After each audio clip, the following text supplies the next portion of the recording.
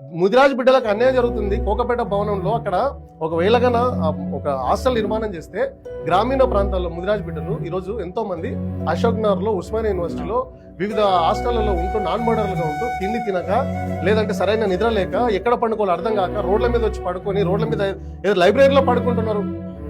గ్రామీణ ప్రాంతాల్లో పేదరికంలో వాళ్ళ తల్లిదండ్రులు డబ్బులు పంపించే పరిస్థితి లేదు. మార్నింగ్ చదువుకొని ఈవినింగ్ టైంలో క్యాటరింగ్ చేసుకుంటున్నారు, అడ్డ మీద కూలీలుగా బతుకుతున్నారు. వాళ్ళు చదువుకోవాలని ఆసక్తి ఉన్నా ఈరోజు వాళ్ళకి సరైన రిసోర్సెస్ లేవు. వాళ్ళు ఎక్కడ పడుకోవాలేని పరిస్థితి ఉంది, ఎక్కడ తినాలో లేని పరిస్థితి ఉంది. అట్లాంటి బిడ్డల కోసం ఈ రోజు వాళ్ళు కోకపేటలో 5 ఎకరాల భూమి, ఆ 5 కోట్ల రూపాయలతో వాళ్ళకు ఆత్మగౌరవ భవనం పేరుతో ఒక హాస్టల్ కడితే ఎంతమందికి భరోసా ఉంటుందండి? వాళ్ళ మా పోరాటం మొత్తం విద్యార్థుల కోసం కదా. ఇప్పుడు ఈ బండ ప్రకాష్ ఏమన్నా తెలుసా పేదరికం అంటే ఏంటో? వాళ్ళ పిల్లలు ఏమైనా చదువుకుంటున్నారు గవర్నమెంట్ స్కూళ్ళలో? ఇప్పుడు వాగడేశ్వర కొడుకులు ఏమన్నా గవర్నమెంట్ స్కూల్లో చదువుకున్నారా? వాళ్ళ పిల్లలు ఏమన్నా పేదరికంతో ఒక పూట అన్నం తిని ఏది చదువుకుంటున్నారా? వాళ్ళకి తెలియదు కాబట్టి వాళ్ళ పిల్లలు వెల్ సెటిల్డ్ ప్రైవేట్ సెక్టర్ లో చదువుతున్నారు, ప్రైవేట్ లో లేదా వీళ్ళ ఆస్తులు సంపాదిస్తున్నారు, వీళ్ళ ఆస్తులను పెట్టుకుని వాళ్ళ కొడుకులు ఎంజాయ్ చేస్తున్నారు.